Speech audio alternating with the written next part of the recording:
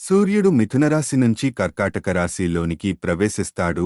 దీంతో ఉత్తరాయణ పుణ్యకాలం పూర్తి అయి దక్షిణాయనం మొదలవుతుంది. దక్షిణాయనం పితృదేవతలకు ప్రీతికరమని అంటారు. ఈ మాసంలో చేసే స్నానం, దానం, జపం, పారాయణలు విశేష ఫలితాన్నిస్తాయి. ఆషాఢ మాసంలో చేసే సముద్ర నదీ స్నానాలు ముక్తిదాయకం అని చెప్పులు.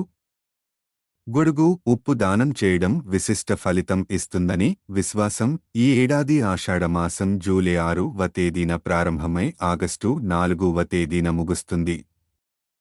ఈ మాసంలోనే త్రిమూర్తి స్వరూపుడైన గురువుని ఆరాధించే పర్వదినం గురు పూర్ణిమ. దీనినే వ్యాస పూర్ణిమ అని కూడా అంటారు. మహాభాగవతాన్ని రచించిన వేదవ్యాసుడు జన్మించిన రోజు. అంతేకాదు వ్యాసుడు వేదాల్ని 4 భాగాలుగా విభజించిన రోజు కూడా ఇదేనంటారు.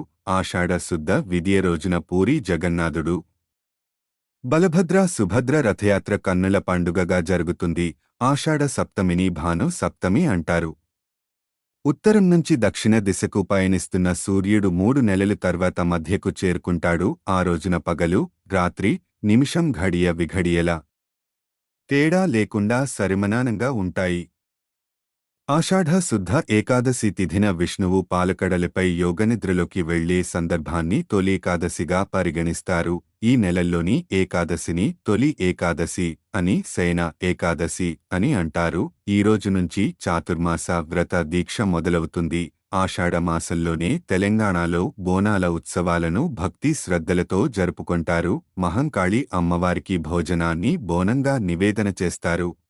ఆషాఢమాసం అనారోగ్య మాసం కూడా. విపరీతమైన ఈదురుగాలులతో పాటు వర్షాలు పడే నెల. దీంతో కాలువలోనూ నదులలోనూ ప్రవహించే నీరు పరిశుభ్రంగా ఉండదు. చెరువులలోనికి వచ్చి చేరిన నీరు అపరిశుభ్రంగా ఉంది. వ్యాధుల బారిన పడతారు. ఈ నెలలో కొత్తగా పెళ్లి అయిన జంట అత్తగారి ఇంట్లో అడుగు పెట్టకూడదు అనే సంప్రదాయం ఉంది.